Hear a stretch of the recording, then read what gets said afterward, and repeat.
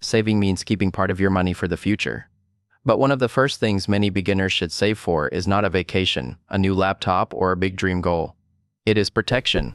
That protection is called an emergency fund. An emergency fund is money set aside for unexpected, necessary, and urgent problems.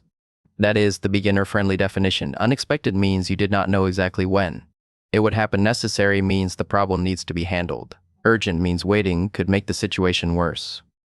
An emergency fund is not money for random shopping. It is not money for a sale.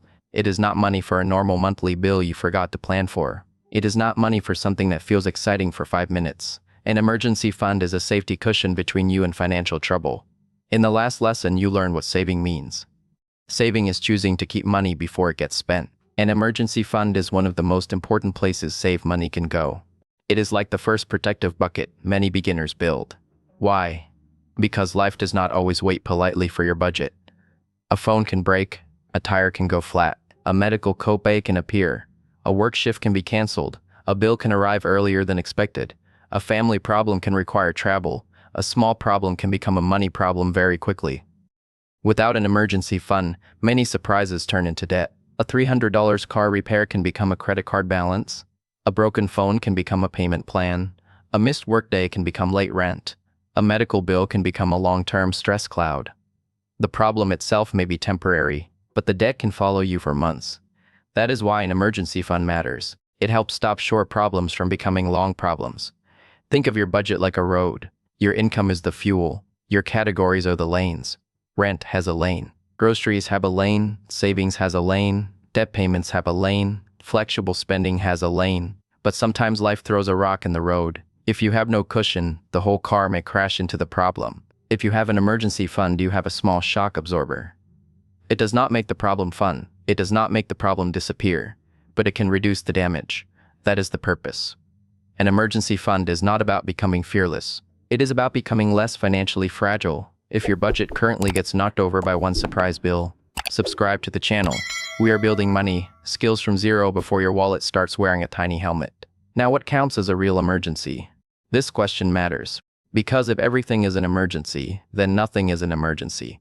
A real emergency usually has 3 parts. It is unexpected. It is necessary. It is urgent. Let us use simple examples. Your car breaks down and you need the car to get to work. That can be an emergency. Your phone breaks and you need it for work, school, banking, or safety. That can be an emergency. You have a medical copay for an urgent health issue. That can be an emergency.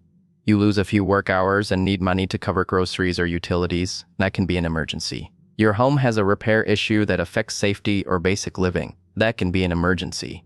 Now let us compare that with things that may feel urgent but are not true emergencies. A new game is on sale. That is not an emergency. A concert ticket might sell out. That is not usually an emergency. A restaurant invitation appears after you already used your fund money. That is not an emergency. A clothing sale ends tonight. That is not an emergency. A subscription renews because you forgot about it. That may be annoying, but it is not always an emergency. A birthday gift is needed next month. That is usually an irregular expense, not an emergency. This is important. Some costs are real, but still not emergencies. They should be planned in the budget. Car registration, holiday gifts, school supplies, annual subscriptions, clothing replacement, routine medical visits, regular car maintenance. These can be important. But if they happen regularly or can be predicted, they belong in planned categories. An emergency fund is for things that are harder to predict. It protects the budget when life brings something sudden. For beginners, this distinction can save a lot of confusion. An emergency fund should not become a second checking account. If you use it for every small want, it will not be there when a real problem arrives. Think of it like a fire extinguisher. You do not use a fire extinguisher to water a houseplant. You keep it available for a real fire. An emergency fund works the same way. It is there for real financial fires. Now, how much should a beginner save? You may hear big advice like 3 to 6 months of expenses. That can be a good long-term goal for many people. But for a complete beginner, it may sound impossible. If your savings are currently zero, do not start by feeling defeated. Start with the first step. The first beginner goal can be $100, then $250, then $500, then $1,000. These small milestones matter. A $100 emergency fund can handle a smaller surprise. A $250 emergency fund can protect you from more problems. A $500 emergency fund can cover many common beginner emergencies. A $1,000 emergency fund can create much more breathing room. The exact number depends on your life. If you have a car, children, pets, unstable income, or higher risk of surprise costs, you may need a larger cushion. If your life is simpler, your first goal may be smaller. The important point is not to copy someone else's number perfectly. The important point is to build protection step by step. An emergency fund of $100 is better than zero. An emergency fund of $250 is better than $100. Progress matters. Protection grows. Let us use an example. Imagine person A has no emergency fund. Person A gets a $400 car repair bill. They need the car to get to work. They do not have $400 saved, so they put it on a credit card. Now the repair is not just a repair, it becomes debt. If they cannot pay it off quickly, interest may start growing. The $400 problem can slowly become more expensive. Now imagine person B has a $500 emergency fund. Person B gets the same $400 car repair bill. They use $400 from the emergency fund. The repair is still annoying, but it does not become credit card debt. Afterward, person B has $100 left in the emergency fund. Now the next job is to rebuild it. This is how an emergency fund works. You use it when needed, then you refill it. It is not a decoration, it is a tool. Sometimes people feel bad when they use emergency savings. But if the problem was truly unexpected, necessary, and urgent, the fund did its job. Using an emergency fund for a real emergency is not failure. It is success. The money protected you. The next step is simply to rebuild. That is why the emergency fund should be part of your budget. You can create a budget category called emergency fund.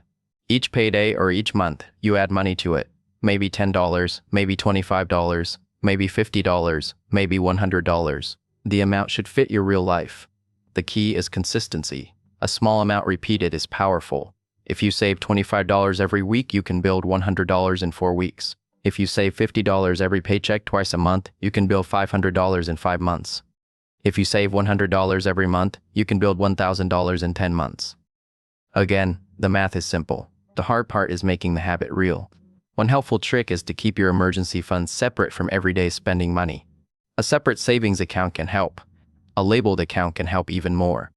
You might name it emergency fund. That label reminds you what the money is for. It creates a pause before you spend it. Should you keep emergency money in cash or in a bank account for beginner education? The simple idea is this. The money should be safe, easy to access when truly needed, and separate from everyday spending. If it is too easy to spend on wants, it may disappear. If it is too hard to access during a real emergency, it may not help balance matters. Now, what should you do after using the emergency fund? Rebuild it. If you use $300 from a $500 fund, your new balance is $200. Your next goal is to bring it back to $500. Do not shame yourself. Do not quit. Do not say the fund failed. The fund worked. It absorbed the shock. Now you refill the cushion. This is why emergency funds are connected to saving habits. The habit builds the fund handles the problem. The habit rebuilds the fund. That cycle creates stability, not perfection, stability. An emergency fund also protects your future paycheck. Without emergency savings, today's surprise can steal from tomorrow's income. You borrow today. Then tomorrow's paycheck has to pay yesterday's problem. That can make the next month harder. With an emergency fund, you can sometimes stop that chain. The surprise is paid. The paycheck is less trapped. Your budget has more room to recover. This is why even a small emergency fund can feel powerful. It gives you options. It gives you time. It gives you a little calm when something goes wrong.